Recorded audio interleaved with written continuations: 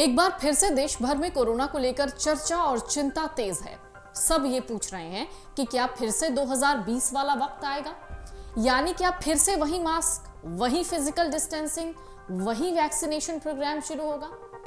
क्या फिर से अस्पतालों में वही भीड़ दिखेगी? तो चलिए आज आपको बता देते हैं इस बार की जिस कोरोना की लहर का जिक्र हो रहा है उससे आपको कितना घबराना है। कोरोना की वजह से देश में 6 लोगों की मौत हो गई। केंद्रीय स्वास्थ्य मंत्रालय के मुताबिक देश में कोविड के 2669 एक्टिव केसेस हैं। बुधवार को सामने आए 614 दैनिक मामले मई के बाद से सबसे ज्यादा है, जिसकी वजह से खतरा बढ़ गया है। कोरोना का नया सब वेरिएंट है JN.1, जिससे लोगों को खौफ महसूस हो रहा है। लेकिन इस पर WHO क्या कहता है? विश्व स्वास्थ्य संगठन ने JN.1 को क्लासिफाइड किया है। वर्तमान में उपलब्ध जो सबूत हैं उससे पता चलता है कि इससे कोई बड़ा खतरा नहीं है। WHO ने X यानी जो कि पहले ट्विटर हुआ करता था उस पर एक पोस्ट किया, लिखा नॉर्थ में सर्दियों की शुरुआत के साथ JN.1 कई देशों में सांस के संक्रमण को बढ़ा सकता है। रिपोर्ट के मुताबिक WHO की पूर्व मुख्य वैज्ञानिक डॉक्टर सौम्या स्वामीनाथन कहती हैं कि जो लोग गंभीर रूप से बीमार हैं या लंबे समय से परेशानी झेल रहे हैं, ऐसे लोगों को ज्यादा जोखिम है। इसकी वजह से दिल के दौरे, स्ट्रोक, मानसिक स्वास्थ्य जैसी समस्याएं हो सकती हैं। हालांकि दोनों विशेषज्ञों ने इस बात पर जोर दिया कि नया वेरिएंट ज्यादा संक्रामक है, यानी बहुत तेज गति से लोग इससे इन्फेक्टेड हो सकते हैं, लेकिन यह अस्पताल में भर्ती होने जैसा नहीं होगा। दरअसल भारत में कोरोना वैक्सीनेशन के बाद लोगों को नए वायरस से खतरा कम ही है। डॉक्टर स्वामीनाथन ने यह भी कहा है कि भारत का हेल्थ सिस्टम 2020 में कोरोना की पहली लहर और 2021 में घातक डेल्टा लहर के समय से बहुत दुरुस्त हो गया है। देश कोरोना पर काबू पाने के लिए तैयार है। डॉक्टर स्वामीनाथन कहते हैं कि लोगों को कोरोना को लेकर सावधानियां बरतने जरूरी हैं। उन्होंने बुजुर्गों और कमजोर प्रतिरक्षा वाले लोगों के लिए मास्क पहनना शुरू करने की जरूरत पर जोर दिया है। जरा सुनिए डॉक्टर स्वामीनाथन का बयान। We need to be cautious but not panicky. We don't need to worry because we don't have any data to suggest that this variant JN1 is more severe or it's going to cause more pneumonia or more death. ऐसा कोई data नहीं है. So I think what we need to do is try to take the normal preventive measures that we are all now familiar with. Avoid being in a very closed environment with very poor ventilation, with lots of people without a mask. So do wear a mask if you are in that type of very close setting, because prolonged exposure to somebody who's infected definitely increases the risk of infection. Try to be in an open space rather than indoor space. So have gatherings in outdoor ventilated places, because today now we're entering into the season of gatherings.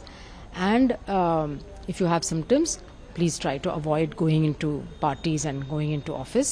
Stay at home, take rest, wear a mask. Make sure that you are not coughing and spitting into other people's faces. Wash your hands regularly. And of course, if you have some warning symptoms and signs like severe fatigue, prolonged fever, or you're feeling breathless, you feel you can't really breathe well, then you need to go into the hospital. And we're all now very familiar with Omicron because we've had it for now around 2 years going around. I think most of us have also been infected by Omicron. So it's the same family, so not much of change, but 1 or 2 new mutations which have come up. And that's why I think WHO has said, let's keep a watch on it. It's a variant of interest. It's not a variant of concern. So I think we need more data, we need to monitor, we need to step up the surveillance. But at this point, no need to panic. See, when number of cases go up, then there's always a small percentage of people who need to be hospitalized. So if you have 100 people with infection, 1 person will need to be hospitalized. If you have 1 lakh people, then 100 people need to be hospitalized. So that way, you will see that there's an increase in people getting sick. But hopefully it's not going to come to that. I think if people put their own personal precautions into place, and we follow COVID appropriate behavior, because it's not only COVID, we have to realize that there are other respiratory infections circulating now in the winter, and therefore these precautions will help us against influenza, against common cold, against all infections. So we can stay healthy. तो कुल मिलाकर घबराने की कोई जरूरत नहीं है, बस JN.1 शायद WHO का आखिरी वेरिएंट ऑफ इंटरेस्ट नहीं होगा, इसलिए सावधानी बरतने की जरूरत है। अगर कम लोगों का टेस्ट हो रहा है तो ये जानना मुश्किल हो जाता है कि कोरोना के मामले बढ़ रहे हैं या नहीं, लेकिन एक तरीका है जिससे ये भविष्यवाणी की जा सकती है कि केस बढ़ने वाले हैं या नहीं। डॉक्टर्स उस तरीके को बताते हैं वेस्ट वाटर टेस्टिंग।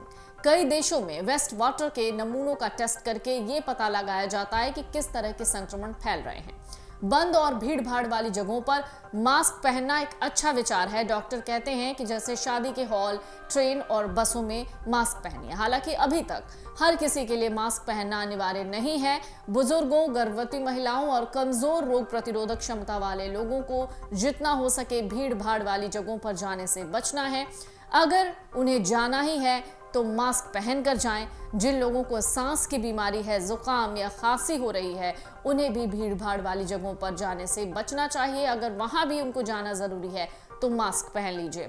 मास्क पहनना हमें सिर्फ कोविड-19 से नहीं बचाता, बल्कि बाकी हवा में फैलने वाले रोगों से भी बचाता है। कोरोना के टीके गंभीर बीमारी से बचाने में कारगर साबित हुए हैं, लेकिन समय के साथ शरीर में उनका असर कम हो रहा है।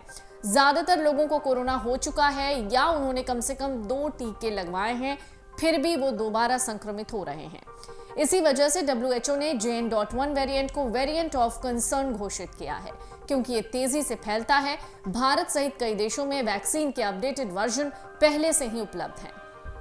पब्लिक हेल्थ डायरेक्टोरेट ने सभी अस्पतालों को फिलहाल तैयार रहने को कहा है और आपको बता दें कि अस्पतालों को दवाइयों के स्टॉक, ऑक्सीजन की जरूरत और आपातकालीन परिस्थितियों में भी क्या करना है, इसकी जांच के बाद मॉक ड्रिल करने के लिए भी कह दिया गया है। अगर आप ये वीडियो YouTube पर देख रहे हैं तो हमारे चैनल को सब्सक्राइब करें और बेल आइकन को दबाना ना भूलें। अगर आप Facebook पर ये वीडियो देख रहे हैं तो हमारे पेज को लाइक करें।